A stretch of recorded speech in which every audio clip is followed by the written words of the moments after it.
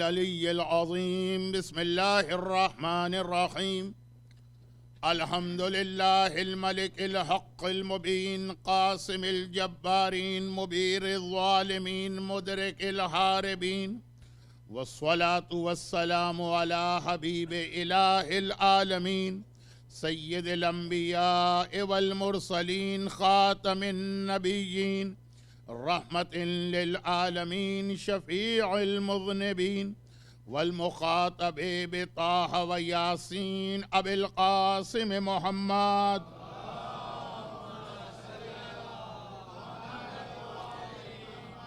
وآله وعطرته وأهل بيته الطيبين الطاهرين المعصومين المظلومين المنتجبين الميامين، سيما على بقية الله في الأراضين وحجته على العالمين الإمام المنتظر والحجة الثاني عشر. اللهم عجل فرجه وقرب زمانه وكثر أنصاره وأهلك أعداءه، ولعنة الله على أعدائهم أجمعين. أما بعد، فقد قال الله عز وجل في كتابه المبين وفرقانه المتين وقرآنه المجيد: بسم الله الرحمن الرحيم.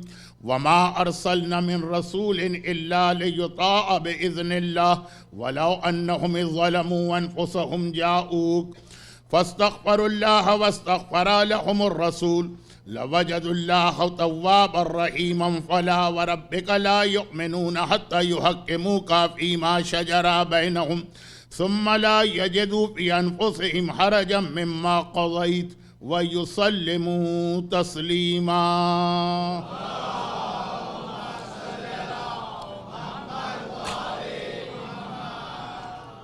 اعلان غدیر کے تقاضے یا اعلان غدیر کے حوالے سے ہماری ڈیوٹیز اور ذمہ داریاں، لیکن سبجیکٹ یہی رہے گا، آیت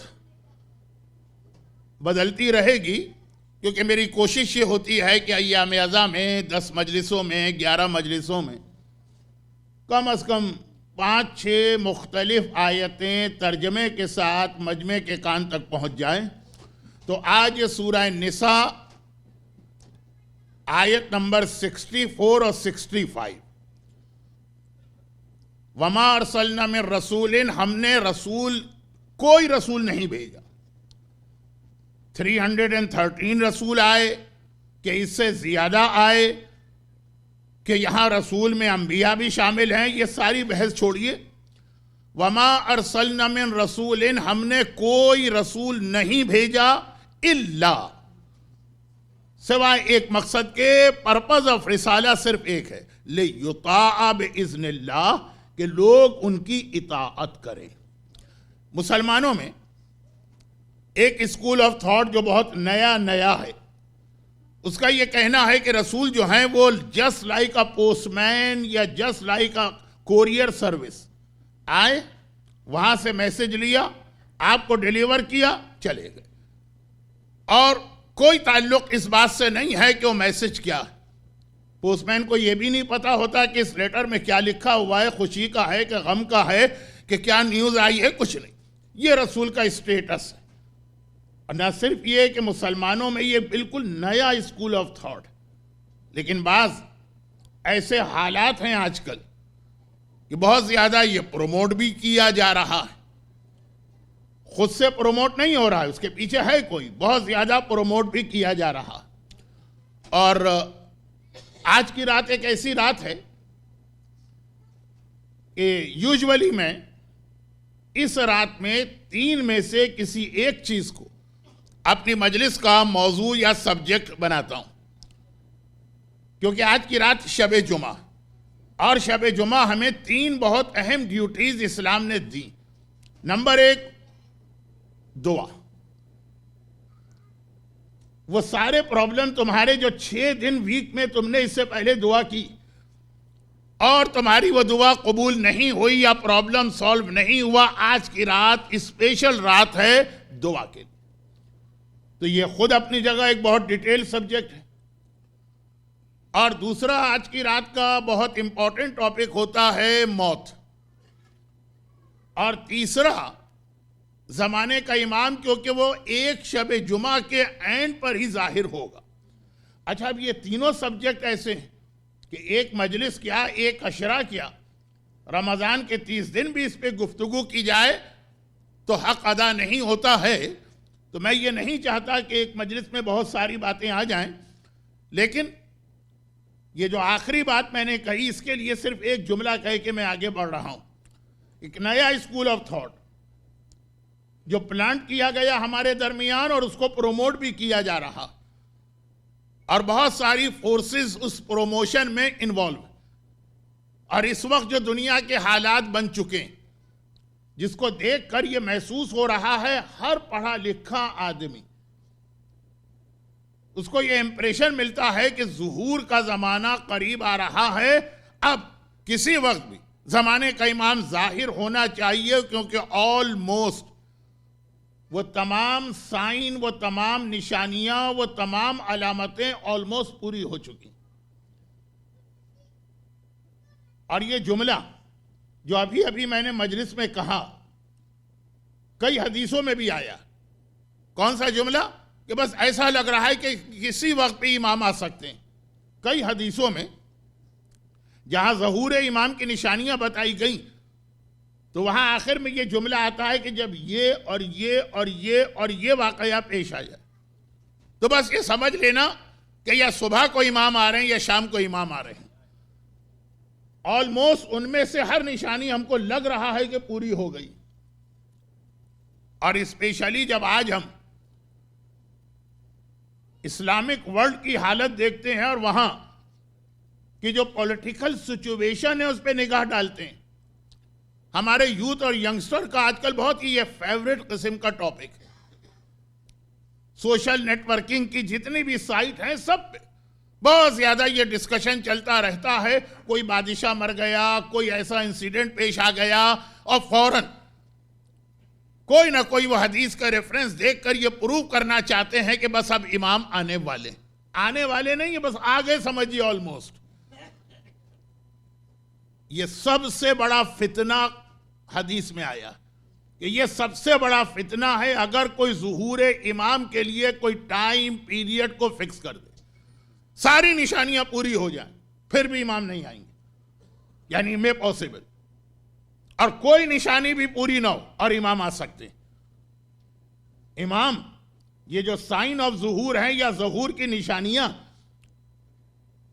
میں پھر ایک بار اس بات کو ریپیٹ کر دوں کہ اس وقت جو دنیا کے حالات ہیں پوری دنیا کے اور اسپیشلی اسلامک ورلڈ کے، اس کو دیکھ کر یہ لگ رہا ہے کہ ظہور بہت قریب آ گیا. لیکن ڈسپائٹ دیٹ، اس کے باوجود کبھی یہ نہ سمجھیے کہ بس امام کا ظہور بہت قریب ہے اتنا کہ بھائی یہ نشانیوں کے بعد امام کو آنا ہے. نہیں، ایک لفظ اس کے لیے روایتوں میں استعمال ہوتا ہے کہ ظہور امام میں بھی بدا ہو سکتا ہے.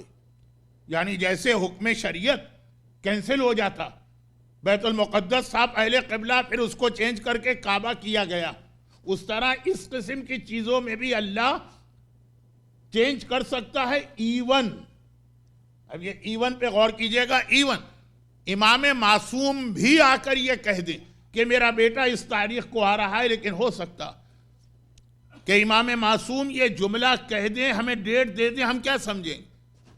بھئی مولا نے یہ کہہ دیا ہے، چھٹے امام نے یہ کہہ دیا، آٹھویں امام نے یہ کہہ دیا.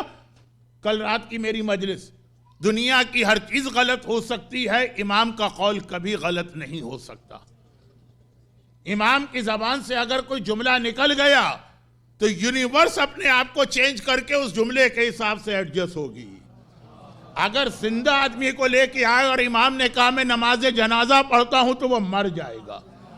اور اگر شہزادی نے کہا کہ کپڑے درزی کے پاس سلنے گئے ہیں تو جنت کا رضوان بھی آئے گا، تو یہ نہیں کہے گا میں رضوان ہوں، یہی کہے گا انا خیاط الحسنین، میں حسنین کا درزی.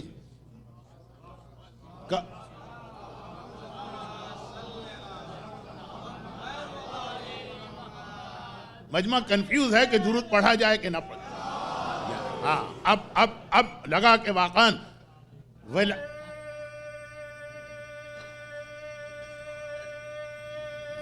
کچھ آج پرابلم کر رہا ہے. ہاں اسی طریقے سے آپ انوالو رہیے مجلس میں کہ پتہ چلے کہ ولایتی لوگوں کا مجمع ہے, ولایت کے ماننے والے, تو اب کائنات کو چینج ہونا پڑے گا. لیکن ایون امام بھی اگر آ کے کہہ دیں, امام سے میری مراد ہے پہلے 11 امام, مولا کہہ دیں چھٹے امام جب اپنے زمانے میں تھے, اور وہ یہ کہہ دیں, یہ میں سپوز کر رہا ہوں ایک بات, کہ اس ڈیٹ کو میرا بیٹا ظاہر ہونے والا ہے, لیکن یہ بالکل پاسبل ہے کہ امام کے ڈکلیریشن کے باوجود ظہور نہ ہو اور اللہ اس کو چینج کر دے. جیسے اب یہ بات ذرا توہین امام میں لگتی ہے کہ یہ امام کی شان میں گستاخی ہے, لیکن ظہور سے ہٹ کر باقی چیزوں میں آپ یہ روایتیں سنتے آئے ہیں اور ایکسپٹ کرتے آئے ہیں. بہت سی روایتیں آدمی سنتا ہے لیکن اس کا دل یہ کہتا ہے کہ یہ روایت صحیح نہیں لگ رہی. بہت سی روایتیں آدمی سنتا ہے اور جو محبت اہل بیت ہر مومن کے جینز میں یا ڈی این اے میں ہے, وہ کہتی ہے کہ نہیں یہ روایت غلط. مگر یہ جو جملہ ابھی میں نے ظہور امام کے حوالے سے کہا, کہ فرض کیجئے کہ آپ چھٹے امام کے زمانے میں ہوتے اور وہ کہتے کہ اس تاریخ کو میرا بیٹا ظاہر ہو رہا, ایون پھر بھی یہ ممکن تھا کہ امام نہیں آتے, جیسے روایتوں میں ہے. اور شاید ہماری مجلس کا آج کا مین سبجیکٹ یہ بننے والا ہے آگے چل کر, شاید موت. روایتوں میں ہے کہ نہیں ہے کہ امام نے کسی سے کہا کہ تمہاری یا تمہارے نیبر کی یا تمہارے فلاں فیملی ممبر کی موت اس دن ہو جائے گی, اور نہیں ہوئی. پتہ چلا کہ اس نے صدقہ دے دیا تھا جس کی وجہ سے اس کی موت اللہ نے لکھی تھی, لیکن موت ڈیلے کر دی اس صدقے کی وجہ سے. بہت سارے ایسے واقعات ہیں, لیکن چونکہ یہ خود اپنی جگہ ایک فل فلیج الگ سبجیکٹ ہے, ادھر میں چلا گیا تو آج کا موضوع رہ جائے گا. یا جیسے اب جو بات میں کہنے جا رہا ہوں اس مجمع کے سامنے تو میں آرام سے کہہ دیتا ہوں, لیکن اگر محبان اہل بیت کا مجمع نہ ہو تو پھر اس کو سمجھانے میں بہت ٹائم لگتا ہے, لیکن یہاں سمجھانے کی ضرورت نہیں ہے. اللہ کے رسول نے کہہ دیا کہ تمہارے تقدیر میں اولاد نہیں, اور حسین نے کہا بیٹا دیا, بیٹا دیا, بیٹا دیا, بیٹا دیا. کل کی مجلس کا ہمارا سبجیکٹ تھا کہ رسول بہرحال تمام ائمہ معصومین سے بھی زیادہ افضل ہیں, اصل ولایت ان کی ہے. وہ جو اصل ولایت ہے وہ کہہ رہا ہے کہ اولاد نہیں ہے, اور جو اسی کی فر ہے, جو اسی رسول کا بیٹا ہے, وہ کہہ رہا ہے میں نے دے دیا تو وہ بیٹا ہو گیا. رسول کا اعلان. درود بھیجے محمد والے محمد کو. مولانا آگے پیچھے.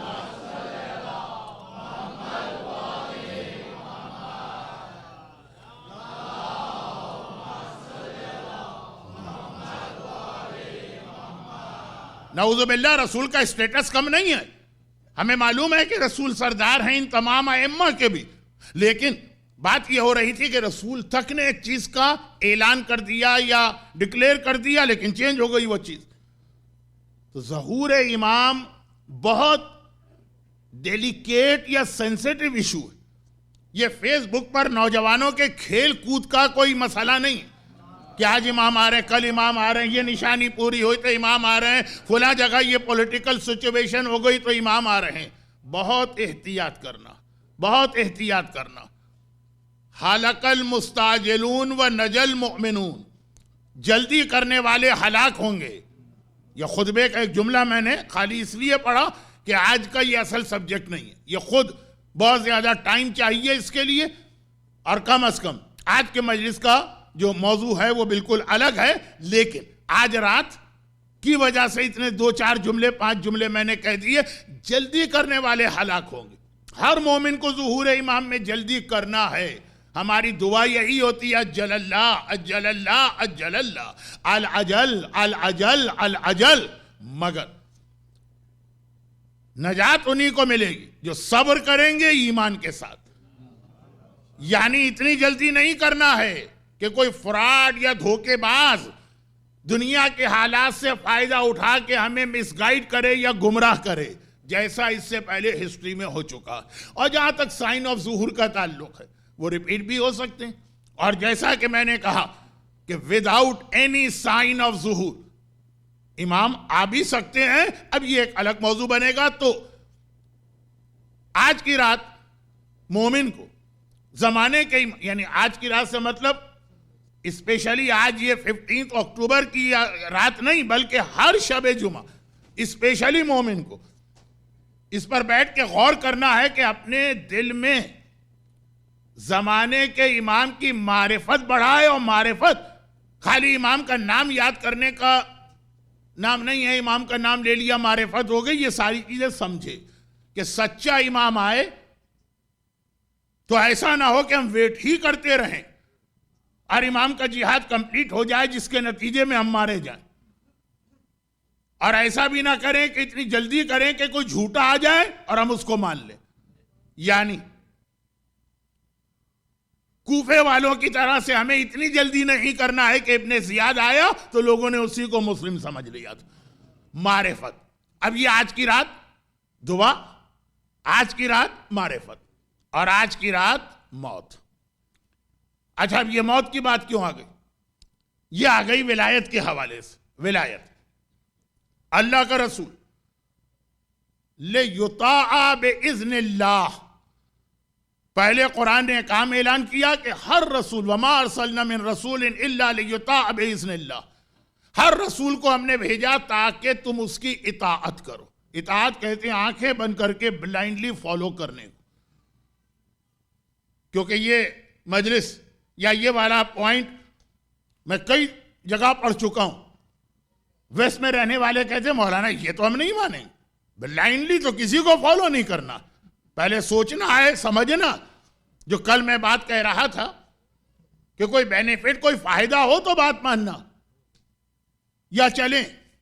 ابھی ہمیں نہیں پتا کہ فائدہ کیا ہے یا نقصان, وہ بات بھی مان لیں گے. لیکن اگر پتا چلے کہ فلاں چیز میں نقصان ہے تو کیوں مانیں گے؟ نہیں. یہ ولایت یہ نہیں. ولایت وہ ہے کہ اگر چھٹے امام نے ہارون مکی سے کہا کہ جا کے آگ کے تندور میں بیٹھ جاؤ تو وہ جلتی ہوئی آگ میں جا کے بیٹھ گیا. اس نے کوئی ریزن نہیں پوچھا کہ مولا اس کا فائدہ کیا ہے, اس سے آپ کو کیا ملے گا, اللہ کو کیا ملے گا. امام نے کہا آگ میں بیٹھ جاؤ, وہ آگ میں جا کے بیٹھ گئے. دیکھیں یہ ہے ولایت, یہ ہے رسول سے ہمارا کنیکشن اور رشتہ. یہاں ایک تھوڑی سی داڑھی کے رکھنے میں اتنے سوال, اتنی کوسچننگ, اتنی ریزننگ پوچھی جاتی, اور وہاں اس کو جلتی آگ پہ بٹھا دیا اور اس نے وداؤٹ اینی ہیزیٹیشن. ایک تو یہ بھی ہے نا کہ نہیں ہم نے امام سے ریزن نہیں پوچھا, لیکن ذرا سلو آگ کی طرف چلے کہ شاید امام روک لیں, ایسا بھی نہیں. وداؤٹ اینی ہیزیٹیشن جا کے آگ پہ بیٹھ گیا. یہ ہے ولایت. اور یہ قرآن کہہ رہا ہے لِیُطَاعَ بِإِذْنِ اللہ, اس کی اطاعت کرو. اور پھر خاص یہ بات تو ہر رسول کے بارے میں کہی گئی, پھر خاص جب ہمارے رسول کا تذکرہ ہوا تو وہ آیت جو میں نے کل تلاوت کر دی تھی لیکن آج پوری آیتیں ملا کے تلاوت کی کہ فَلَا وَرَبِّكَ لَا يُؤْمِنُونَ حَتَّىٰ يُحَكِّمُوكَ فِي مَا شَجَرَ بَيْنَهُمْ ثُمَّ لَا يَجِدُوا فِي أَنفُسِهِمْ حَرَجًا مِّمَّا قَضَيْتَ. جو رسول کہہ دیں یسلموا تسلیما, سر جھکا کے اس کو مان لینا ہے. یہ کنسیپٹ آف رسالہ. اور اس کے لیے ٹائم بھی کم ہے تو ایک بہت مشہور روایت اس کو کلیئر کرنے کے لیے یا واضح کرنے کے لیے کہ یہ اطاعت کیسی ہوتی ہے. یہ اطاعت ایسی نہیں ہوتی ہے کہ بھئی نماز کے مسئلے رسول سے پوچھیں گے, امیگریشن کے مسئلے رسول سے نہیں پوچھیں گے. وہ تو جو ہمارے من میں آئے گا, جو جگہ ہمیں اچھی لگے گی وہاں جائیں گے. دینیات پڑھانے کے لیے رسول سے پوچھیں گے, لیکن کون سے اسکول میں اپنے بچے کو یا کالج میں یا یونیورسٹی میں داخل کرائیں اس کا رسول سے کیا تعلق. اطاعت اسے نہیں کہتے. اطاعت کہتے ہیں اس مومنہ, وہ مومنہ. ام خالد نام ہے, بہت مشہور روایت ہے, میں نے کم از کم 50-60 دفعہ پڑھی. البتہ صرف زندگی میں 2 بار روایت کو کمپلیٹ کیا, باقی 58 ٹائمز یہ روایت انکمپلیٹ پڑھی. انکمپلیٹ کا مطلب جہاں پہ وہ میسج مکمل ہو گیا جو میرا سبجیکٹ ہو, لیکن آج ایک خاص وجہ سے اس کو کمپلیٹ پڑھوں گا. وہ آخری بھی 1 لائن ہے خالی, وہ ہمیشہ میں چھوڑ دیتا تھا. یہ میں نے اس لیے کہا کہ جو لوگ بہت زیادہ میری مجلسیں انٹرنیٹ وغیرہ پہ سنتے ہیں، اور مجھے یہ انفارمیشن ہے کہ اس مجمع میں بھی ایسے بہت سے لوگ ہوں گے، تو ایٹ لیسٹ ایک سنٹنس ان کو نیا مل جائے تاکہ یہ امپریشن نہ ہو کہ ہمارا ٹائم ویسٹ ہو گیا۔ ام خالد، جن کے لیے میں ایک بات ذرا سا اپنے سبجیکٹ سے ہٹ کر، لیکن ان کا انٹروڈکشن اور لیڈیز کے ایک بہت پرانے سوال کا جواب۔ لیڈیز کے سوالات تو بہت زیادہ ہیں، کبھی ختم ہوتے ہی نہیں ہیں، وہ تو قیامت بھی آ جائے گی تو ان کے سوال چل رہے ہوں گے، مگر ایک سوال لیڈیز بہت پوچھتی ہیں کہ یہ جو ظہور اور امام زمانہ اور ان کا جہاد اور وہ ساری ڈیٹیل خالی مردوں کا ذکر ہے، عورتوں کا ذکر نہیں ہے، تو ظہور کے بعد عورتوں کا بھی کوئی رول ہے کہ نہیں؟ اور پھر جب اس کا کوئی سیٹسفیکٹری جواب نہیں ملتا ہے تو لوگ پھر عام سے جواب دے دیتے ہیں کہ ہاں بھائی ان کا بھی رول ہوگا، وہی جو آج کل ہے، پراٹھے پکا پکا کے امام کو کھلائیں گی، یا یہ کہ کافیاں بنا بنا کے امام کو پلائیں گی، یا یہ کہ لشکر امام کی سروس کریں گی، کچن کو سنبھالیں گی۔ شرعاً تو یہ رول آج بھی واجب نہیں ہے، لیکن اس پہ بات نہیں کر رہا ہوں فی الحال۔ تو یہ ہے کہ اپنی طرف سے جواب کے امام کی فوج کو سروس دیں گی۔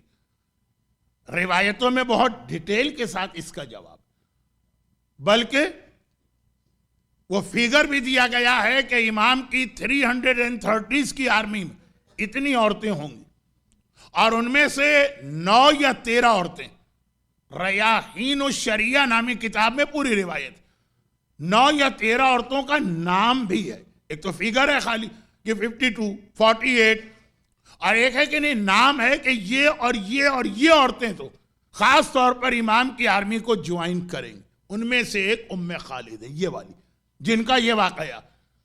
اور جب ان خاتون کا نام روایتوں میں آیا کہ یہ ظہور کے بعد امام کی آرمی کو جوائن کریں گی، دوبارہ زندہ کیا جائے گا، تو اب ایک سوال پیدا ہوا کہ آخر انہوں نے کون سا ایسا بڑا کارنامہ اپنی زندگی میں انجام دیا؟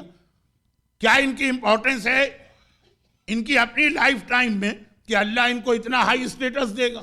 تو ایک یہی روایت سامنے آتی، امام کے پاس آتی، گرچہ بات امام کی ہے، لیکن جیسا کہ میں نے کل کہا کہ امامت ہمارے رسول کی رسالت کا ایک حصہ ہے، تو اصول دونوں جگہ چلے گا۔ اور آنے کے بعد کہتی ہے کہ مولا، میں بہت جلدی یہ پڑھ رہا ہوں اس لیے کہ جملے آپ نے اتنی بار سن لیے ہیں، کہ مولا میں بہت بیمار ہوں اور بہت تکلیف ہے۔ پہلے زمانے کی بیماریاں بہت پین کلر نہیں تھے، یہ پینسلین وینسلین تو ابھی 100 سال بھی اس کو شاید نہیں ہوئے ہوں گے، تو یہ پین کلر نہیں تھے، ہر بیماری بہت تکلیف لے کے آتی تھی۔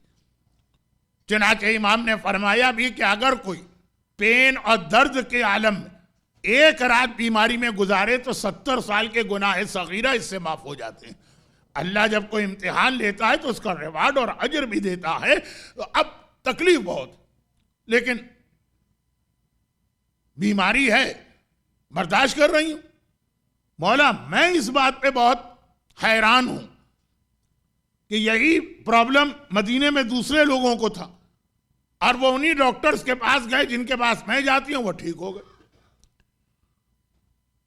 آلدو آج کی دنیا دیکھیے جگہ جگہ اتنا رک کے مجھے بیکار قسم کی ڈیٹیل میں جانا پڑتا، لیکن کیا کروں؟ مومنین کرام تو تیار بیٹھے ہوتے ہیں کہ کوئی بھی اسپیکر یا ذاکر کوئی غلط بات کہے تو فوراً اس کو چھوٹ کریں، ٹھائیں۔ کل اعتراض شروع ہو جاتے ہیں، اور آج کل جب سے یہ فیس بک اور انٹرنیٹ ہے تو اب تو ودن سیکنڈ دنیا میں بات پھیل جاتی۔ اس کو سمجھانے میں ان مومنین کا ٹائم ویسٹ ہوتا جن کا یہ پرابلم ہی نہیں ہے۔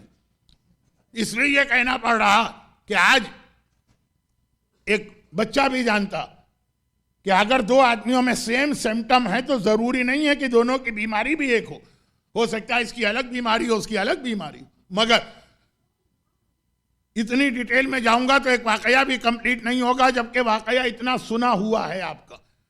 مولا وہ ٹھیک ہو گئے، میں بیمار رہی، بیمار تو ٹھیک، پین۔ میں نے پوچھا ان سے، ڈاکٹر سے، انہوں نے کہا کہ اس کا ایک ہی علاج ہے، لیکن وہ ایک ایسا اس کا علاج ہے کہ ہم تمہیں نہیں بتا سکتے. انہیں بتا سکتے تھے، کہا بتاؤ تو صحیح کیا. کہا کہ ہمارے پاس اس کا علاج صرف شراب ہے، شراب یا دارو کہتا ہوں، اس کا علاج صرف دارو پی لو ٹھیک ہو جاؤ گے. لیکن ہم ان کو کہہ سکتے ہیں تم اتنی متقی پرہیزگار اور ایسے شریف اور ریلیجس اور پوائس فیملی کی کہ تم سے تو یہ بات کرتے ہوئے بھی ہم کو شرم آ رہی، کیسے کہیں کہ شراب پیو. لیکن اب تم نے پوچھ لیا تو مولا میں سیدھی آپ کے پاس آ گئی. اب یہ ہے بلائنڈلی فالو کرنا، یہ ہے ولایت. یہ ہے سورہ نساء کی آیت نمبر 64 اور 65. اب جیسے کل میں نے کہا تھا کہ رسول اللہ نے اپنا فیور کرنے والے صحابی کو پبلک کے سامنے اسی سے سوال کرنا شروع کر دی. جس نے بیچارے نے رسول کا ساتھ دیا، پیغمبر اسی سے کراس کوسچننگ کر رہے ہیں. اب باقی جنہوں نے رسول کا ساتھ نہیں دیا، رسول نے ان سے کوئی بات ہی نہیں کہی. دوسری، یہاں امام اس عورت سے کہنے لگے جب ڈاکٹرز نے کہہ دیا تو میرے پاس کیوں آئی ہو. دیکھیے امام کی حدیثوں کو سمجھنا بھی بہت اہم چیز ہے. آج کل جو ہمارے یوتھ سمجھتے ہیں نا کہ کمپیوٹر ہے، سافٹ ویئر ہیں، تمام حدیث کی کتابیں ہیں، سب کے ٹرانسلیشن ہیں، ایک کلک کے اندر ہمیں امام کی وہ ساری حدیثیں مل جائیں گی تو ہمیں مرجع کی کیا ضرورت ہے. ایک کنسپٹ آج کل یہ بھی ہے نا کہ مرجع کیا کرتا ہے، قرآن کی آیتیں، امام کی حدیث، انہی کی مدد سے تو فتویٰ دیتا. تو آج تو ایک کلک ہم کریں گے اور یہ ساری چیزیں ہمارے پاس آ جائیں گی. کوئی بھی سبجیکٹ لے لیجیے، رکوع کے اندر سبحان رب العظیم ایک بار پڑھنا ہے کہ 3 بار پڑھنا ہے، ایک آپ نے کلک کیا ساری حدیثیں آپ کے سامنے آ گئی. یہ اتنا آسان نہیں ہے. خالی حدیثوں کا ٹرانسلیشن پڑھنا مرجعیت نہیں ہے. اس کی مدد سے فتویٰ نہیں دیا جا سکتا ہے. بہت ساری چیزیں اس میں انوالو ہوتی ہیں. One of the factor, the only factor نہیں، ون آف دا فیکٹر. امام نے کس کانٹیکس میں یہ بات کہی اور اس وقت امام کا ٹون کیا تھا. بھئی رمضان میں ایک حدیث آپ بہت سنتے ہیں، ایک عورت اپنے گھر کی میڈ روزے کے عالم میں تھی، دوپہر کا وقت تھا، سمر کا روزہ تھا، جیسے آج کل یو ایس اے میں دماغ گرمی کھا گیا، برا بھلا کہنے لگی. امام نے اپنے گھر سے اس کے لیے کھانا بھیجوائے اور کہا کہ اس سے کہہ دینا کہ آج کا لنچ میری طرف سے کھانا کھا لو. ارے ہم تو فوراً ٹوٹ پڑتے کھانے پر، روزہ ہے لیکن امام اگر لنچ بھیجوا رہے ہیں تو کون سا روزہ توڑنا ضروری ہے. اچھا یہ اپنی جگہ بات صحیح، امام اگر کہہ دیں تو نماز توڑو، امام اگر کہہ دے روزہ توڑو، لیکن خالی اس طرح سے ایک جملہ سن کے نہیں، سمجھنا پڑتا کہ اس کا کوئی بیک گراؤنڈ ہے کہ نہیں. وہ مومنہ غصے میں آ گئی، گالیاں دے رہی ہے، فاؤل لینگویج استعمال کر رہی ہے، لیکن اتنی اس میں سمجھ اور نالج کہ روزے کے عالم میں امام نے میرے لیے کھانا بھیجوایا، ضرور اس کے پیچھے کوئی ریزن. کھانا نہیں کھایا، امام کے پاس گئی اور امام نے بتایا کہ ایسے روزے کا کیا فائدہ. یہ حدیث آپ سنتے ہیں نا. اب اگر خالی ٹرانسلیشن پڑھ لیتے تو یہ آتا کہ جی امام نے کھانا بھیجوایا تو کھانا کھا لو. نہیں، پہلے پوری حدیث سمجھنا پڑتی ہے. یہاں بھی امام نے کہا کہ میرے پاس کیوں آئی ہو. عام مومنہ ہوتی آج کی طرح فیس بک پہ بیٹھنے والی تو وہ کہتی کہ بس امام نے کہا کہ میڈیکل سے ریلیٹڈ مسئلہ مجھ سے مت پوچھو، وہ اٹھ کے چلی جاتی اور جا کے اطمینان سے دارو پیتی. ماشاءاللہ یہاں تو میں نے عورتوں کو بھی دارو پیتے دیکھا اپنی کمیونٹی کی. اٹلانٹا کی بات نہیں کر رہا ہوں، آپ غلط فہمی میں نہ پڑے، لیکن یہاں کی سمجھدار عورت تھی. فوراً امام سے اس نے کہا کہ مولا میں آپ کے پاس اس لیے آئی ہوں کہ میں نے اپنا امام آپ کو مانا ہے، ان کو نہیں مانا ہے. جو بھی دنیا والے کہتے رہے آپ میرے امام ہیں، جب آپ پرمیشن دیں گے تو مجھے وہ کام کرنا ہے. کیونکہ آگے ریزن جو بتا رہی ہے وہ شب جمعہ کا تیسرا سبجیکٹ بنا. وائی؟ کیونکہ کوئی بھی مجھے کوئی مشورہ دے، آپ جیسے آپ کو پراپرٹی خریدنا ہے، آپ ریئل اسٹیٹ والے کے پاس جائیں گے، اور آپ کو امیگریشن یا گرین کارڈ کے لیے اپلائی کرنا ہے، آپ امیگریشن لائر کے پاس جائیں گے، اور آپ کا کوئی لیگل پرابلم آ گیا تو آپ ایک بیرسٹر کے پاس جائیں گے یا اٹارنی کے پاس جائیں گے، اور آپ کو مکان بنانا ہے تو آپ بلڈر کے پاس جائیں گے، اور آپ کی گاڑی خراب ہو گئی آپ میکینک کے پاس جائیں گے۔ مگر امام فرماتے ہیں کہ یہ انف نہیں ہے۔ مومنہ سے پوچھا جب ڈاکٹر نے ایک دوا بتا دی تو میرے پاس کیوں آئی ہو؟ مومنہ کہتی ہے اس لیے آئی ہوں کہ قیامت کے دن جب میرا نامہ اعمال کھلے گا، بک آف ایکشن، اور اللہ ہر عمل کے بارے میں سوال کرے گا، لا یغادر منہا کبیرۃ ولا صغیرہ۔ سورہ کاف میں اللہ کہتا ہے بک آف ایکشن کس کا نام؟ تمہارے بڑے سے بڑے اور چھوٹے سے چھوٹے ہر عمل کا اس کے اندر تذکرہ۔ آپ کو شاید یاد نہ ہو کہ آج ابھی آدھا گھنٹہ پہلے جب آپ امام باڑے میں انٹر ہوئے تھے تو رائٹ یعنی سیدھا پیر پہلے رکھا کہ الٹا پیر، کوئی ہیبٹ ہوگی لیکن ایکچول یاد ہونا۔ وہاں نامہ اعمال میں لکھا کہ آج سے 15 سال پہلے جب آپ جعفری سینٹر اٹلانٹا میں 2 محرم کو آئے تھے تو کون سا پیر آپ نے پہلے رکھا اور کون سا پیر بعد میں، ہر چیز اس کے اندر مولا۔ جب وہ نامہ اعمال کھلے تو اللہ سوال کرے گا یہ کام کیوں کیا۔ یاد رکھیے ہر عمل کے بارے میں قیامت میں سوال ہے، چاہے گناہ ہو چاہے نیکی ہو۔ قیامت میں شراب کے بارے میں بھی سوال ہوگا، وائے۔ داڑھی شیو کرنے کے بارے میں بھی سوال ہوگا، وائے۔ میوزک سننے کے بارے میں بھی سوال ہوگا، وائے۔ اور نماز کے بارے میں بھی سوال ہوگا، وائے، کیوں پڑھی نماز۔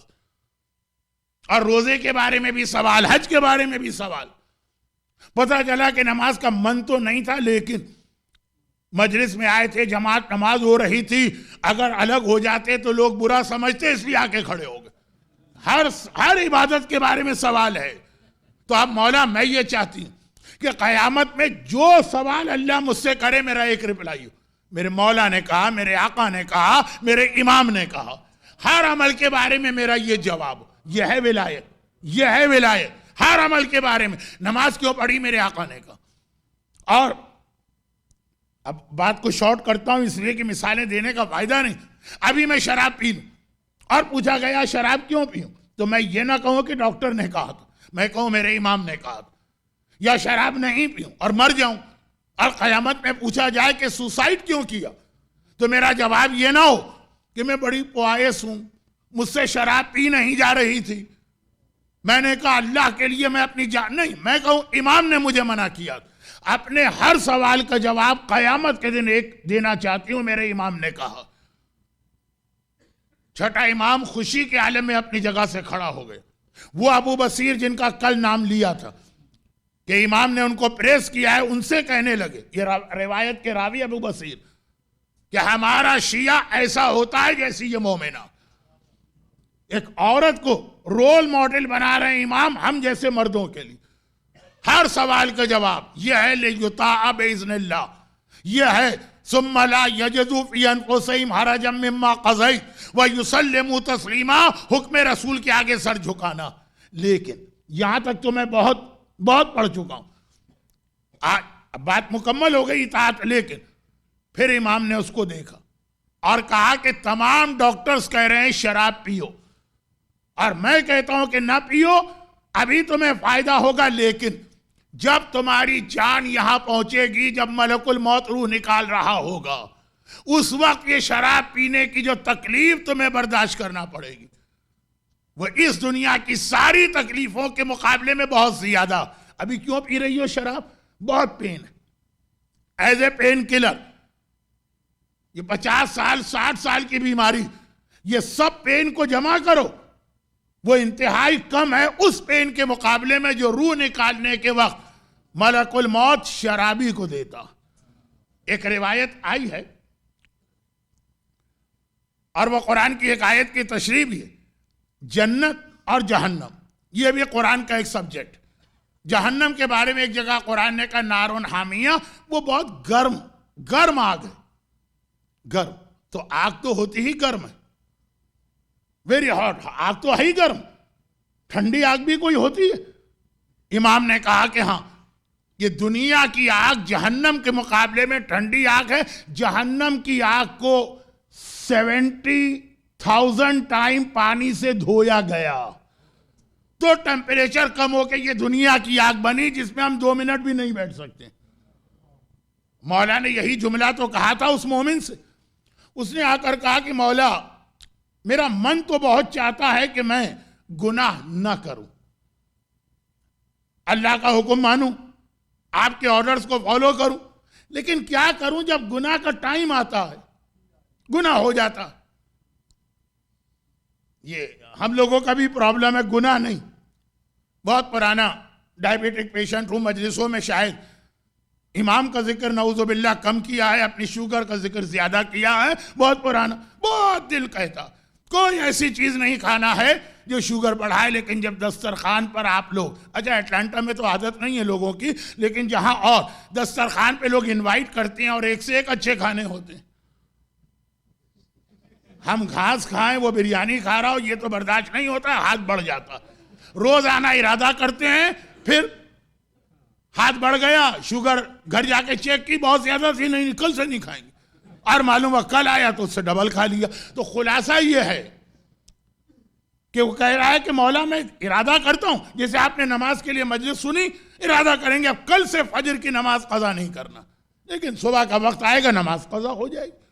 کل سے شیو نہیں کرنا, لیکن صبح پہنچیں گے باتھ روم کے اندر یا واش روم میں تو خود بخود ہاتھ ریزر کی جانب بڑھ جائے گا. کل سے گانے نہیں سننا, لیکن مولا میں کنٹرول نہیں کر پاتا ہوں. امام نے کہا مت کنٹرول کرو, گناہ کرو, لیکن پہلے ایک کام کر لو, اپنے کچن میں جاؤ اور ایک آگ جلاؤ بہت ہی ہائی ٹیمپریچر والی, اور اس میں جا کے بیٹھے جاؤ. دیکھتے رہو کہ کتنے منٹ آرام سے بیٹھ سکتے ہو. جیسے لوگ ہماری مجلس میں واچ دیکھتے ہیں نا, کتنے منٹ باقی ہیں, مصائب پر آنے والے ہیں کہ نہیں آنے والے. ابھی نہیں آنے والا ہوں مصائب پہ, ابھی خاصی مجلس باقی ہے. تو خیر کہا بیٹھ جاؤ, جتنی دیر وہ آگ کو برداشت کر لو اتنی دیر کا گناہ کر لینا. بھئی اللہ کیا کرے گا, تمہارے گناہ کے بعد تمہیں آگ میں جلائے گا. کہ تو خدا بندہ اتنی آگ تو مجھ سے برداشت ہے, 5 منٹ کی آگ تو میں. اور پھر امام نے کہا یہ یاد رکھو, یہ دنیا کی آگ ہے, جہنم کی آگ کو 70,000 ٹائم پانی سے دھویا گیا تب یہ آگ بنی. اگر اس میں 1 منٹ بھی نہیں بیٹھ سکتے تو کیا سمجھ کے گناہ کر رہے ہو. تو امام نے فرمایا اس مومنہ سے, کون, جس نے اس طرح سے امام کو فالو کیا کہ جب آخری امام آئے گا ان تمام اماموں کا وارث, تو یہ خاتون, یہ قابل احترام مومنہ زندہ کر کے ان کی فوج میں شامل کی جائیں گی. آپ بھی ایسے بنے, ہم بھی ایسے بنے. پھر دیکھیے کہ کس طرح سے, جو زیارت میں ہم جملہ کہتے ہیں کہ اجل اللہ تعالی ظہورک, اللہ آپ کے ظہور کو جلدی کرے اور ہمیں آپ کے ساتھیوں میں شامل کرے. پہلے اپنے آپ کو ایسا بنائیں, پھر دیکھیے کہ کیسے لشکر امام میں آپ شامل نہیں ہوتے ہیں. تو امام نے فرمایا اس وقت یہ ساری تکلیف زندگی بھر کی ایک طرف. پہلے زمانے میں وہ اسکیل ہوتے تھے نا, جس میں 2 پلے ہوتے تھے. شاید گجرات کے گاؤں میں یا احمد آباد کی کسی پرانی دکان پہ اب تک وہ ہو, ہر جگہ ڈیجیٹل اسکیل نہ آیا ہو. کہا ساری زندگی کا پین ایک طرف, اور ملک الموت روح نکالتے وقت جو تکلیف دے گا وہ ایک طرف, وہ زیادہ ہوگی اور بہت زیادہ ہوگی. اس لیے تم یہ شراب نہ پینا. اور یہاں پر شیخ عباس قمی, شہید دست غیب شیرازی اور ہمارے جتنے علماء نے موت کے موضوع پہ بکس لکھی, اس میں ایک واقعہ کوٹ کیا کہ خالی یہ مسئلہ نہیں, ایک اور بھی مسئلہ یہاں پہ شراب کے ساتھ آ رہا. شراب یعنی دارو, خیر شراب بھی لوگ جانتے ہوں گے. اب میں دارو کے اوپر آج کی مجلس نہیں پڑھ رہا ہوں, چونکہ اس واقعے کے اندر ایک اور بہت اہم میسج. فضیل ابن عیاض اپنے زمانے کے مشہور ڈاکو, قرآن کی ایک آیت سن کر, الم یعن للذین, ایک آیت سن کر سورہ حشر کی چینج ہو گئے, اور پھر بڑے نیک اور مقدس بزرگ بنے. لیکن چونکہ ہمارے تمام علماء نے ان کا واقعہ کوٹ کیا, اس لیے اس واقعے کو میں پڑھ رہا ہوں, گرچہ امام کا واقعہ نہیں یا کسی مرجع کا واقعہ نہیں. ان کے پاس پھر پوری اسلامک ورلڈ سے لوگ علم حاصل کرنے آتے تھے. اس زمانے کا حوضہ ایسے ہی ایک اسٹوڈنٹ ان کے پاس تھا, اور بہت ہی سنسیئر اور بہت ہی ریلیجس اور بہت ہی محنت کرنے والا، لیکن پتہ چلا کہ وہ بیمار ہو گیا۔ پہلے زمانے کی بیماریاں بہت ٹائم لیتی تھیں، یہ خود اپنی جگہ ایک آرگومنٹ یا ڈسکشن ہے۔ آج کل کی موت اچھی ہے کہ اس وقت کی موت اچھی تھی؟ آج کل تو اچانک موت آتی ہے، کوئی آپ سے موبائل پہ بات کر رہا ہے، پتہ چلا مر گیا۔ اور پہلے یہ کہ نہیں 6 مہینے 8 مہینے 2 مہینے 1 سال بستر پہ رہا، وصیت کا موقع بھی ملا، توبہ کا موقع بھی ملا، اپنے گناہوں کو معاف کروانے کا موقع بھی ملا۔ آج کل تو کوئی چانس ہی نہیں ہوتا اور آدمی مر جاتا۔ یہ بات بھی آج کی مجلس میں بہت اہم ایک پوائنٹ بننے والی ہے اگر ٹائم رہا آخر میں۔ خلاصہ یہ ہے کہ پتہ چلا بیمار، جاتے رہے ہر تیسرے چوتھے دن اس کو دیکھنے کے لیے۔ آخر ایک دن جب یہ مسجد میں درس دے رہے تھے، اسی ریلیجس اسٹوڈنٹ کی جانب کے گھر سے میسج آیا کہ اب اس کا آخری وقت قریب آ گیا اور بس مرنے والا ہے اس وقت، آپ آ کر ایک بار اس کے لیے دعا کر دیں۔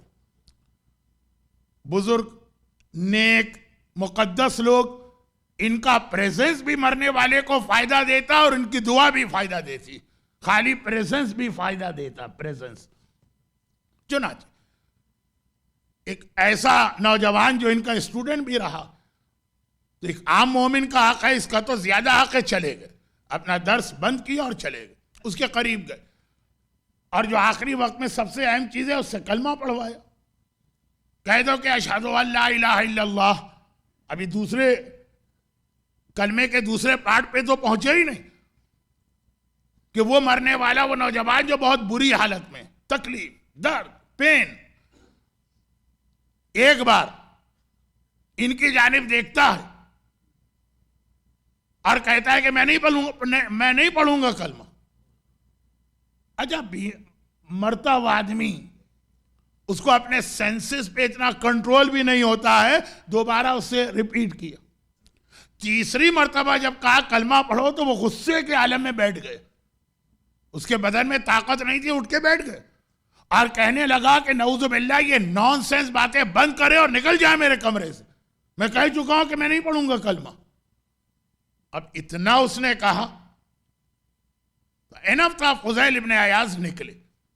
ابھی انہوں نے ڈور کو کراس کیا تھا کہ گھر والوں کے رونے کی آواز آئی، دیٹ مینس وہ نوجوان مر گیا۔ اب اگر 1 گھنٹے کے بعد اس کے مرنے کی خبر آتی تو سوچ سکتے تھے کہ شاید اس وقت غصے کے عالم میں یہ کہا، بعد میں توبہ کر لی ہوگی، یہاں تو سیکنڈز مر گیا۔ یعنی ایسا آدمی جسے مرتے وقت کلمہ بھی نہ ملا، گھر آ گئے بہت پریشان۔ وائی؟ ایسا نیک، ایسا ریلیجس، دین کا طالب علم، اور کلمہ بھی نہیں، بس اللہ سے رو رو کے دعا کی، خدا بندہ کسی طرح مجھے اس کا ریزن پتہ چل جائے۔ اس کے موت کے بعد پہلی شب جمعہ آئی۔ آج آپ کے گھر کی بھی یہ سٹوری ہوگی، اس سے ڈیفرنٹ، یہ تو نہیں لیکن اس سے ملتی جلتی۔ آج کی رات شب جمعہ ہے، آپ کے جتنے مرحوم دنیا سے جا چکے ہیں، بلکہ غالباً گجراتی میں کہتے بھی ہیں جو لوگ گزر چکے ہیں، وہ سب آج کی رات آپ کے گھروں میں آئیں گے۔ ڈریے گا نہیں، گھبرائیے گا نہیں، وہ اس لیے آئیں گے کہ آپ سے رو رو کے یہ کہیں گے کہ ہمارے لیے کوئی نیکی بھیجوا دو۔ شب جمعہ روحیں آزاد کی جاتی ہیں کہ جاؤ اپنے گھر والوں کے پاس۔ ان کے خواب میں بھی وہ اسٹوڈنٹ آیا اور بہت بری حالت میں دیکھا۔ اب ٹائم بھی نہیں ہے بیان کرنے کو، اور آپ نے کئی علماء سے یہ واقعہ سنا ہوا ہوگا۔ بہت عذاب پہ ایک آدھ مجلس تفصیل سے آئے گی، وہاں پہ میں ذرا سارا بتاؤں گا کہ کس طرح کا عذاب ہے۔ ابھی تو خیر بہت ہی بری حالت۔ گھبرا کے کہا کہ تیری یہ حالت، اتنا عذاب، دیکھو تو نے کلمہ نہیں پڑھا تھا نا، اس کا نتیجہ یہ نکلا۔ ریزن کیا تھا؟ کہا یہ مرنے کے بعد پتا چلا کہ میں 3 گناہ ایسے کرتا تھا، اس کے علاوہ باقی پوری زندگی میری ٹھیک، بلکہ بہت ریلیجس، 3 گناہ ایسا کرتا تھا جس کے نتیجے میں میرے اوپر یہ عذاب آیا کہ کلمہ بھی نہیں، اور اس کے بعد تو پھر پنشمنٹ۔ نمبر 1 یہی چیز، میں شراب پیتا تھا چھپ کے، لوگوں سے، لوگوں کو پتہ نہ چلے. گھر میں بیٹھ کے کتنے ہی ایسے لوگ بھی شراب پیتے ہوں گے جو پبلک کے سامنے بڑے ریلیجس اور پوائز سمجھے جاتے ہیں. کہا کہ شراب، مرنے کے بعد پتہ چلا کہ ایسا آدمی آخری وقت میں کلمے سے بھی محروم ہو جاتا. دوسری بات یہ تھی کہ میرے دل میں جیلیسی بہت تھی. جب میں کسی انسان کو دیکھتا تھا کہ اللہ نے اسے کوئی نعمت دی، نعمتیں تو اللہ کی طرف سے ملتی اور دو ریزن ہوتے، یا اللہ کی طرف سے ایک بلیسنگ ہے، یا اللہ کی طرف سے آپ کا ایک ٹرائل ہے. یا اللہ آپ کے کسی نیک عمل سے خوش ہوا، یا آپ کا امتحان لینا. بہرحال نعمتیں ملتی ہیں، کسی کا اچھا مکان، کسی کی اچھی گاڑی، کسی کو اچھا جاب، کسی کا اچھا بزنس، کسی کی اچھی لائف. یہ لیڈیز کا بڑا پرابلم ہے، کس طرح سے ہسبینڈ اینڈ وائف کو آپس میں لڑایا جائے. کس کو لڑائیں گے؟ جو بہت اچھی زندگی گزار رہے ہیں، جو آلریڈی لڑ رہے ہیں ان کو کیا لڑائیں گے؟ تو اب یہ جو مسئلے ہوتے ہیں ہمارے یہاں کا، آپ تو الحمدللہ اس سے بچ گئے ہوں گے. بہت سے لوگ یہی کہتے ہیں مولانا ویسٹ میں آ گئے، ساس بہو کے چکر سے ہم کو نجات ملی. لیکن یہ کہ ہمارے یہاں ساس اور بہو کا اپنا ٹینشن اتنا نہیں ہوتا جتنا یہ بیچ کے اندر تیل ڈالنے والے اور فیول پرووائڈ کرنے والے حسد کی وجہ سے. جیلیسی یہ اتنا برا گناہ ہے حسد کا. کسی کی نعمت پہ کبھی حسد نہ کرے. یہ اتنا بڑا گناہ کہ نیکیوں میں سب سے ٹاپ کی نیکی کیا ہے تو گناہوں میں سب سے ٹاپ کا گناہ کیا. دو ایسے ایکشن ہیں انسان کے جس کے لیے سیم حدیث آئی. ایک نیکی کا ثواب بتانے کے لیے، ایک گناہ کو بتانے کے لیے. Same wording. حسد کے لیے حدیث کہ جو آدمی کسی سے حسد کرتا، ان الحسد یأکل الحسنات کما تاکل النار، جس طریقے سے آگ لکڑی کو کھا جاتی ہے، لکڑی کو آگ میں ڈال دیں، آگ لکڑی کو ختم کر دے گی، اسی طرح حسد تمہاری ساری نیکیوں کو ختم کر دیتا. نمازیں پڑھتے ہیں اور ثواب گیا، حج کرتے ہیں اور ثواب ضائع ہو گیا، عبادت کرتے ہیں اور ثواب ضائع ہو گیا، شب جمعہ دعائے کمیل سے سورہ یاسین سے لے کے ہر عبادت کرتے ہیں اور ثواب ضائع حسد کی وجہ سے. اور اسی طریقے سے اب یہ دیکھیے، یہ گناہ، یہ جو ورڈنگ ہے نا، یہ ورڈنگ ایک اور حدیث میں آئی، اور وہ یہ کہ جس سے اندازہ ہوگا کہ اسلام نے حسد کو کتنا بڑا گناہ سمجھا.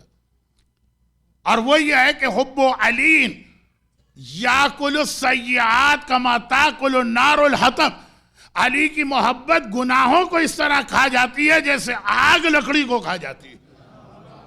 وہاں گناہ ختم ہوتے ہیں محبت علی کے نتیجے میں، حسد کے نتیجے میں نیکیاں ختم ہوتی ہیں. یعنی عبادتوں میں اگر محبت علی ٹاپ آف دا لسٹ ہے تو گناہوں میں حسد ٹاپ آف دا لسٹ ہے. اور اہل بیت سے جو اتنی دشمنی اور عداوت کی گئی اور محبت علی کو مٹایا گیا، اس کا ریزن بھی حسد تھا. یہ اتنے اچھے کیوں ہیں، ہم ایسے کیوں نہیں بن سکتے؟ یہ حسد کا جذبہ تھا. یہ عالم کے لیے ساری رات تڑپتے تھے اور نیند نہیں آتی تھی، علی کو علم نہ ملے ہمیں علم ملے. یہ حسد ہی ہے. تو اب یہ ہے کہ کہا کہ یہ گناہ میں کرتا تھا کہ اب کسی کو اللہ نے کوئی نعمت دی، میں جل رہا ہوں آگ میں، کیوں ملی اسے یہ نعمت، کسی طرح چھن جائے.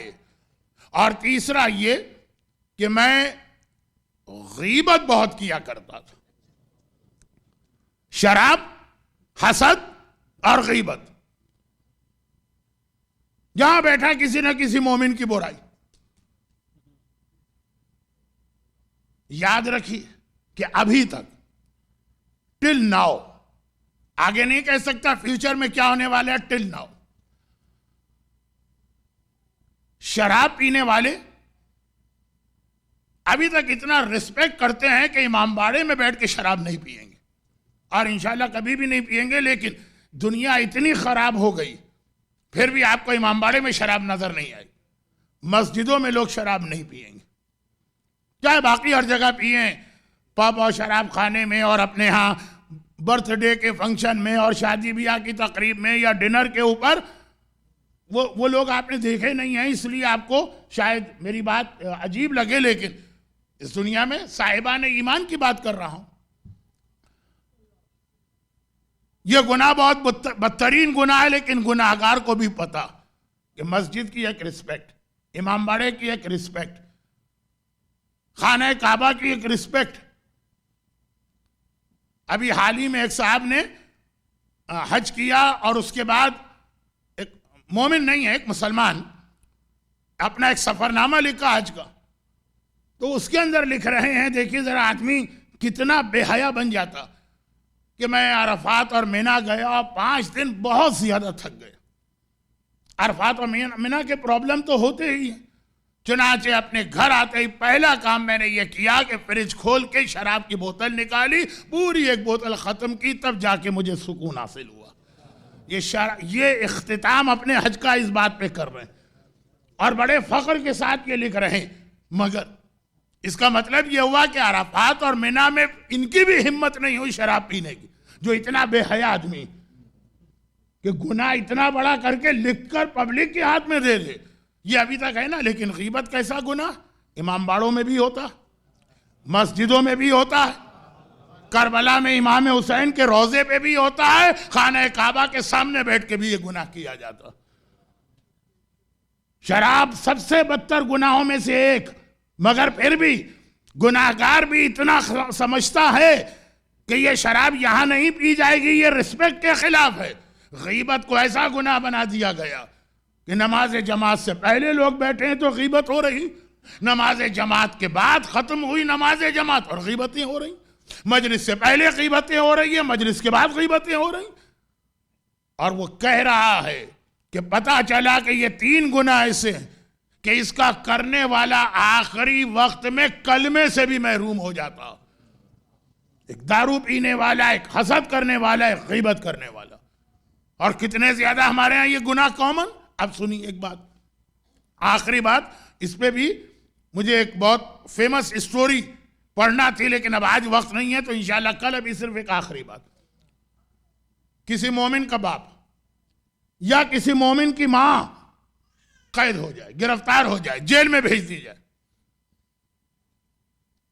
کتنا پریشان ہوگا، کتنی کوشش کرے گا کہ کسی طریقے سے ان کو جیل سے نکالا جائے، بڑے سے بڑا لائر کرنا پڑے، بہت زیادہ مہنگی فیس دے گا اس وقت۔ یا آج کل والدین کی اتنی رسپیکٹ نہیں ہے، ہو سکتا ہے شکر کا سجدہ انجام دے کہ اچھا ہے ماں کی بک بک چک چک سے نجات ملی، پڑی رہے جیل میں۔ تو یہ ایسا ہی ہوگا جو اپنی بیوی سے بہت محبت کرتا، بیوی سے محبت کرنے والے ہی ماں کو جو ہے ڈیگریڈ کرتے، تو چلے اس کی بیوی اگر جیل میں گرفتار ہو جائے۔ اور کسی سے تو آدمی محبت کرتا ہے، جس سے محبت کرتے وہ جیل چلا جائے، اور معلوم ہوا کہ قید کے عالم میں ہے، اور قید بھی ایسی کہ قید میں اس پہ ٹارچر کیا جا رہا۔ اب آج کل تو دنیا الٹی ہو گئی ہے، بہت سی جگہ پہ جیل میں زیادہ عیش و آرام ملتے ہیں، اتنا اپنا گھر میں بھی نہیں ملتا۔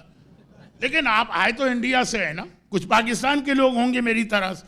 انڈیا اور پاکستان میں کیا ہوتا، ایسی جیل ہوتی ہے کہ نانی یاد آ جاتی، اور یہ میری سمجھ میں نہیں آیا کہ ہمیشہ نانی کیوں یاد آتی ہے، دادی کیوں یاد نہیں آتی۔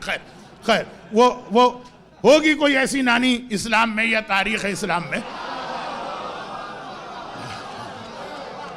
اچھا، تو اب خلاصہ یہ کہ جیل میں ہے، خالی جیل نہیں ہے، بہت ٹارچر کے ساتھ ہے، جس سے بھی محبت ہے۔ ماں باپ تو میں نے اس لیے کہا کہ ویسے نیچرلی ان سے محبت ہوتی، کتنی کوشش کرے گا آدمی، لائر الگ لے گا، اپنے تعلقات الگ استعمال کرے گا، جائز اور ناجائز کو چھوڑیں، ہو سکتا ہے جیل میں وہاں پیسے ویسے دے کے، رشوت وغیرہ دے کے ان کے لیے فیسلٹی لینا چاہے، اپنی حد تک پوری کوشش کرے گا۔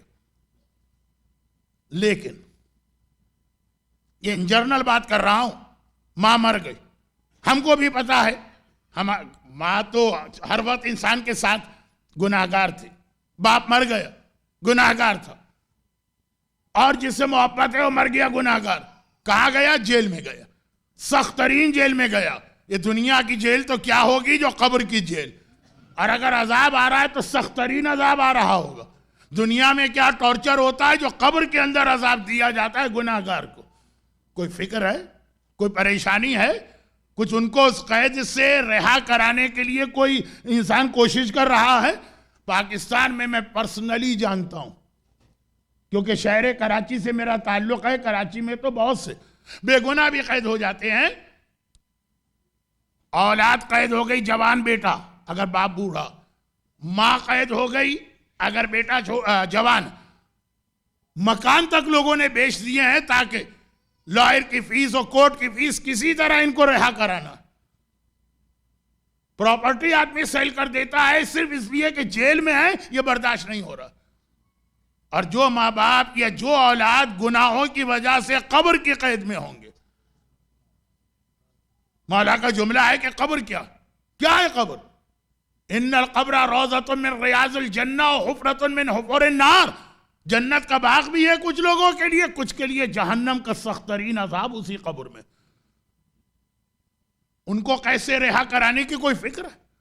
اور کوئی رات نہ سہی تو شب جمعہ اسی لیے بنائی گئی ہے کہ کم از کم آج تو یاد کر لو اپنے اس مرحوم کو جو خدا معلوم قبر میں کس حالت میں ہے۔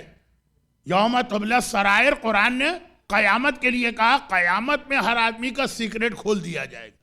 قبر میں تو ہمیں نہیں پتا نا، امید ہے کہ مومن ہے تو اچھی حالت میں ہوں گے، لیکن کیا ابھی 50-50 چانس تو ہے نا؟ فکر ہے یہاں پہ؟ کوئی اپنا مکان بیچتا ہے اپنے ماں یا باپ کے گناہ کو معاف کرانے کے لیے؟ ایک رات، آج کی رات 2 رکعت نماز ہدیہ والدین پڑھنا کچھ لوگوں کے لیے مشکل ہو جاتا ہے۔ ایک 2 رکعت نماز ویک میں ایک دن، وہ ذرا مشکل ہو جاتا۔ کوئی احساس ہی نہیں کہ جیل، سخت ترین جیل، اور جیل کا عذاب، سخت ترین عذاب، دنیا کا کوئی عذاب یا کوئی ٹارچر قبر کے کا تو مقابلہ ہی نہیں کر سکتا۔ آج کی رات شب جمعہ، ایک مقصد یہ بھی ہے کہ انسان خود بھی اپنے آپ کو چیک کرے، ایسا نہ ہو کہ ان کی مدد کرتے کرتے خود اتنے گناہ کر کے جائیں کہ پتہ نہیں قبر میں ہمارا کیا حشر ہو، مگر ان کی بھی مدد کرو جو جا چکے ہیں، اور ان کو تو ہمارے علاوہ اور کون یاد کرے گا؟ 2 رکعت نماز ہدیہ والدین تو میں نے بطور مثال کہی، یہ تو ایزیسٹ عمل ہے جو ہر آدمی کر سکتا، اور خاص طور پر اٹلانٹا کے رہنے والے، کہ بھئی اٹلانٹا میں کیا ایسی خاص بات ہے یہاں لوگ بہت والدین کے نافرمان ہیں؟ نہیں، یہ مسئلہ نہیں، میں نے سنا ہے، بلکہ پورے ویسٹ کی یہ حالت ہے۔ ڈرائیو کر کے لوگ آتے ہیں، کوئی 40 منٹ کی ڈرائیو، کوئی 30 منٹ کی ڈرائیو، کوئی 20 منٹ کی ڈرائیو، نیئرسٹ پہ غالباً 10 منٹ کی ڈرائیو تو ہوگی۔ تو نماز ہدیہ والدین تو کار چلاتے ہوئے بھی آدمی چلتی ہوئے حالت میں یہ نماز پڑھ سکتا ہے، ٹائم بھی الگ سے نہیں دینا۔ وہ تو آپ کو مسئلے معلوم ہے، علماء کرام آپ کی رہنمائی کرتے ہیں کہ سنت نماز چلتے پھرتے بھی پڑھی جا سکتی ہے، ہاں وضو کرنا ہے اور قبلے سے نہیں، قبلہ نہیں اور باتیں نہیں کرنا، لیکن اتنی فیسلٹی کے باوجود اب یہ خالی نماز ہدیہ والدین موضوع نہیں ہے آج کا، موضوع ہے کہ والدین، اور والدین اس لیے میں نے کہا کہ اکثر والدین کا انتقال پہلے ہوتا ہے پھر اولاد، ہو سکتا ہے کسی کا یہی کیس، وہ خود بوڑھا ہو، اس کے جوان دنیا سے جا چکے ہوں، بھائی بہنیں، چچا، خالہ، پھوپھی، یہ سارے کے سارے، اور اولاد، فکر کہ وہ جیل میں ہیں مرنے کے بعد، یعنی 50-50 چانس، کوئی مدد کرو ان کی۔ اور جن کے گناہ ہماری آنکھوں کے سامنے، ہمیں پتا ہے کہ ہماری ماں نماز فجر نہیں پڑھتی تھی، دنیا کے سامنے کہنا بھی حرام ہے، لیکن خود تو جانتے ہیں نا کہ اس کی سزا برداشت کر رہی۔ تو آج کی رات، اور یہ وہی بات ہے جو گھوڑے والے واقعے کے آخر میں آئی تھی، وہی آج کی تقریر کے آخر میں بھی آ گئی۔ یہ دنیا کی جیل اور اس کا ٹارچر تو ہم دیکھتے ہیں، اپنی آنکھوں سے دیکھتے ہیں۔ آج کل جب میڈیا اتنا فاسٹ ہو گیا، کتنے، میرا خیال ہے، میں نے کبھی چیک نہیں کیا، لیکن یوٹیوب یا اس ٹائپ کی سائٹس پر کتنی ایسی چھوٹی چھوٹی کلپس اور فلمیں بھی ہوں گی۔ یہ اتنا ٹارچر، قبر کا عذاب آپ نے نہیں دیکھا، لیکن اس نے دیکھا ہے کہ جس کی ہر بات پہ ہم آنکھیں بند کر کے یقین کرتے ہیں، ہماری آنکھ کسی عذاب کو دیکھے یہ چھوٹا، اور اللہ کا رسول اگر کہہ دے، امام معصوم اگر کہہ دے کہ بے نمازی کو یہ عذاب مل رہا ہے، غیبت کرنے والے کو یہ عذاب مل رہا ہے، گانا سننے والے کو یہ عذاب مل رہا ہے، شراب پینے والے کو یہ عذاب مل رہا ہے، اپنی آنکھ والے عذاب کے مقابلے میں یہ عذاب بڑا ہے، کیونکہ اس نے کہا ہے جو کبھی غلط نہیں کہہ سکتا۔ یہ یقین ہونا چاہیے، یہ ہے ولایت، یہ ہے رسالت، یہ ہے امامت، اور وہ کہہ رہے ہیں۔ مگر یہ وہ ذمہ داری ہے جو اسلام نے بھی ہم پر عائد کی ہے اور کامن سینس بھی کہتی ہے۔ ماں بیمار ہو جائے یا دنیا کی جیل میں جائے تو کوشش بہت اچھی چیز ہے، مگر اس سے زیادہ یہ قبر کی کوشش، یہ ایک ذمہ داری ہے، اسلام اور عقل دونوں کہتی ہے۔ بلکہ بعض لوگوں کے والدین تو شاید اپنی اولاد سے یہ وعدہ بھی لیتے ہیں کہ بیٹا ہمارے بعد یہ خیال بھی کر دینا، اور نہیں لیتے تو لینا چاہیے۔ یہ بات اب کل آگے بڑھے گی۔ والدین سے کیے ہوئے وعدے بہت اہم ہوتے ہیں، اسلام میں ہر وعدہ اہم، لیکن والدین سے کیے ہوئے وعدے۔ جس وقت حسین کو مدینہ جانے سے نکلنے سے روکا جا رہا تھا، کربلا جانے سے روکا جا رہا تھا، تو آقا حسین نے ون آف دا ریزن یہ بھی بتایا کہ میں نے اپنے نانا سے وعدہ کیا اور میں نے اپنی ماں سے وعدہ کیا۔ وعدہ طفلی جو مرثیوں میں آتا ہے کہ میرا بچپنے کا وعدہ ہے، آج کا بھی نہیں۔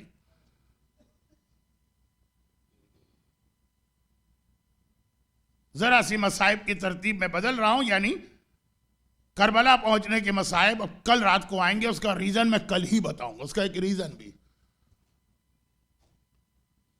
جب حسین مدینے سے جا رہے تھے تو بہت سارے لوگوں نے آ کے حسین کو مشورہ دیا اور روکا۔ عبداللہ ابن عباس کا واقعہ تو مشہور ہے۔ حسین سے کہا، حسین میں نے تیرے بابا کا زمانہ دیکھا اور اس شہر کوفہ کو بھی جانتا ہوں، عراق کی جانب نہ جانا، یہ لوگ بڑے بے وفا ہیں۔ اب میں بات بہت شارٹ کر رہا ہوں کیونکہ آج وقت خاصا گزر گیا۔ شروع کی 2-3 تاریخوں میں مصائب اگر کم بھی ہوئے تو انشاءاللہ آخری مجلسوں میں اس کی کمی کو پورا کر دوں۔ جب حسین نے کہا مجھے جانا ہے، یہ میرا نانا سے وعدہ، تو ایک جملہ عبداللہ ابن عباس نے بڑا عجیب کہا، حسین اگر جا ہی رہا ہے تو عورتوں کو لے کے نہ جا۔ اس سے پہلے کہ آقا کوئی جواب دے، پردے کے پیچھے سے زینب کبریٰ کی آواز آئی اور بہت جلال والی آواز، اے ابن عباس، بہن کو بھائی سے جدا کر رہا ہے، ابھی سے زینب کی موت کا سامان کر رہا ہے۔ ارے بھائی سے جدا ہو کے یہ بہن مدینے میں زندہ کیسے رہے گی؟ شہزادی عاش تو خالی ایک تصور آپ نے کیا کہ میں بھائی سے جدا ہو جاؤں تو مر جاؤں گی۔ جب عصر عاشور حسین آئے ہوں گے اور کہا ہوگا زینب میرا آخری سلام لو، آج 55 سال کا بھائی اور بہن کا ساتھ تو چھوٹ رہا ہے، اس بہن کے دل پہ کیا قیامت گزری ہوگی۔ اور بھی کئی لوگوں نے، ام سلمہ نے روکا، ام ہانی بھی زندہ تھی، حسین کی سگی پھوپھی، مولا علی کی بڑی بہن۔ یہی جملہ تو کہا کہ بیٹا میں اس خاندان میں بزرگ ہوں، سفر کا ارادہ نہ کر، اس لیے کہ 3 دن سے میں جنوں کے رونے کی آواز سن رہی۔ جب تیری ماں دنیا سے گئی تھی تب بھی یہ جنوں کا نوحہ میں نے 3 دن سنا، جب تیرا بابا دنیا سے گیا تھا تب بھی یہ نوحہ میں نے 3 دن سنا، جب حسن دنیا سے گئے تھے تب بھی یہ نوحہ میں نے سنا، حسین اس وقت مدینے سے نہ جا۔ اور پھوپھی کو بھی یہی جواب دیا، نانا سے اور ماں سے وعدہ کیا ہوا۔ مگر یہ وعدے تھے جو حسین نے کیے، یہ وعدے تھے جو نانا اور ماں سے حسین نے کیے تھے، انہوں نے وعدہ لیا تھا۔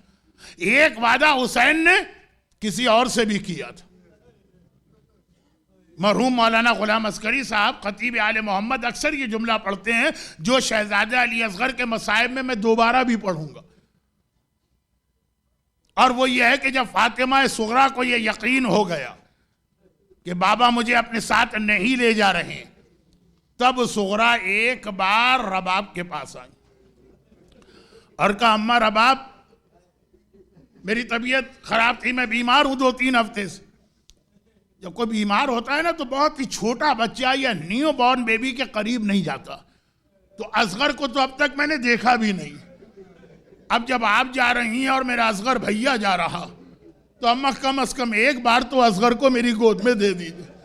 یہ بہن کسی طرح سے اس بھائی کو اچھی طرح سے دیکھ لے، اصغر کو گود میں لیا، اصغر کو بوسہ دیا ننھی سغرا نے، اور ایک بار ایک جملہ کہا، اصغر بھیا سب مجھے چھوڑ کے جا رہے ہیں، کیا تم بھی چلے جاؤ گے؟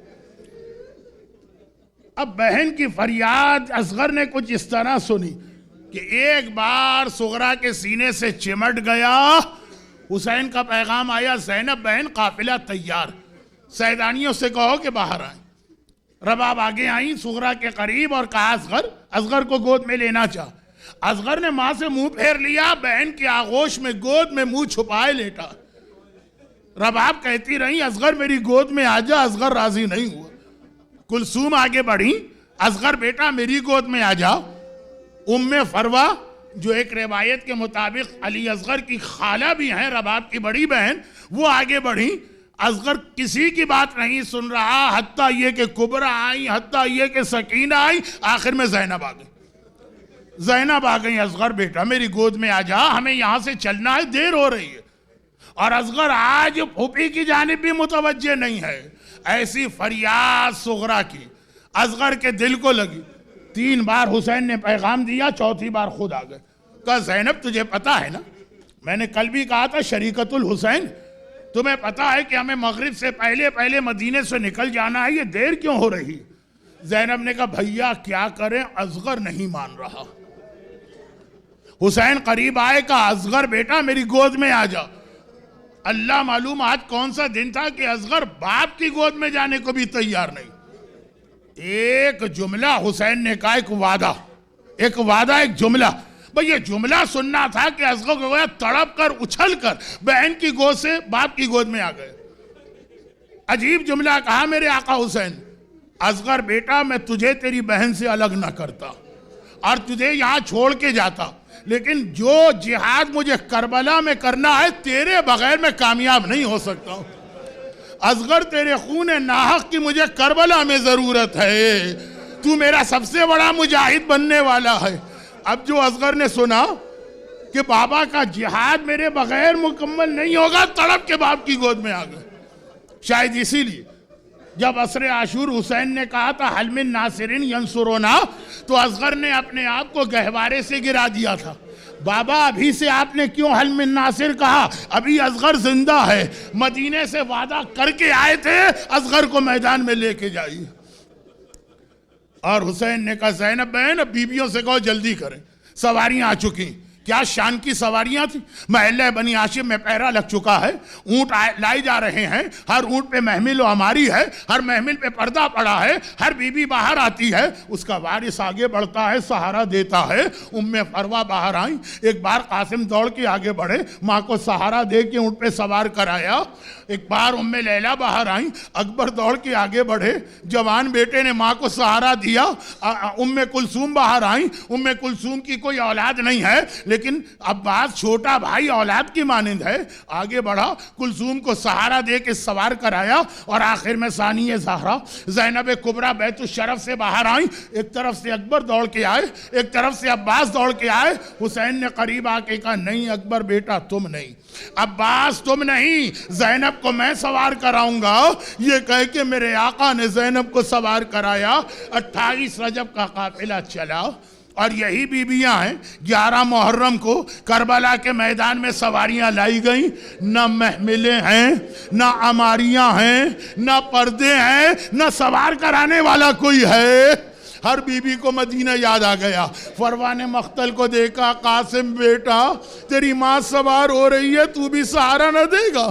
لیلا نے اکبر کو آواز دی، بس زینب شریکت الحسین زینب شریکت الحسین ایک بار آگے بڑھی، کہا بیویوں اگر اکبر نہ رہے، اگر عباس نہ رہے، اگر حسین نہ رہے تو گھبرانا نہیں، ابھی زینب زندہ ہے، میں ایک ایک کو سوار کراؤں گی، آؤ فروا تجھے میں سوار کراتی ہوں، آؤ لیلا تجھے میں سہارا دیتی ہوں، آؤ کلثوم، ہر بیوی کو سوار کرا دیا، مگر آخر میں جب خود زینب کی باری آئی، دائیں دیکھا بائیں دیکھا، کوئی سہارا دینے والا نہیں، فرات کو دیکھ کے آواز دی، عباس تیری زینب سوار ہو رہی ہے، تو بھی سہارا نہ دے گا؟ وہ یہ جملہ سننا ہے۔ ایک بار میرا بیمار امام سجاد، گلے میں توق ہے، ہاتھوں میں ہتھ کڑی ہے، پاؤں میں بیڑی ہے، آگے بڑھا، پھوپھی اماں اگر چچا عباس نہ رہے، اگر بابا حسین نہ رہے، ابھی آپ کا بیٹا سجاد ہے، آئیے میں آپ کو سہارا دے کے سوار کراتا ہوں۔ اجرکم علی اللہ۔ خداوندہ اہل بیت اطہار، کربلا والوں، ام المصائب زینب کبریٰ اور میرے مظلوم آقا سجاد و حسین کے ان مصائب کا واسطہ آج کی مجلس میں جو مومنین و مومنات ہیں، ان کو، ان کی اولادوں کو، ان کے گھروں کو، ان کے گھر والوں کو، ان کے روزی کے ذرائع کو ہر آفت و پریشانی سے محفوظ فرما، دنیا بھر کے صاحبان ایمان کی حفاظت فرما، آج کی شب جمعہ صاحبان ایمان کی ساری پریشانیاں دور فرما، خاص طور پر جنہیں اولاد کا، روزی کا، صحت یا بیماری کا کوئی مسئلہ ہے، آج کی اس شب جمعہ کی برکتوں اور کربلا والوں کے ذکر کا واسطہ یہ مسائل کو حل فرما، ظہور امام زمانہ میں تعجیل فرما۔ ماتم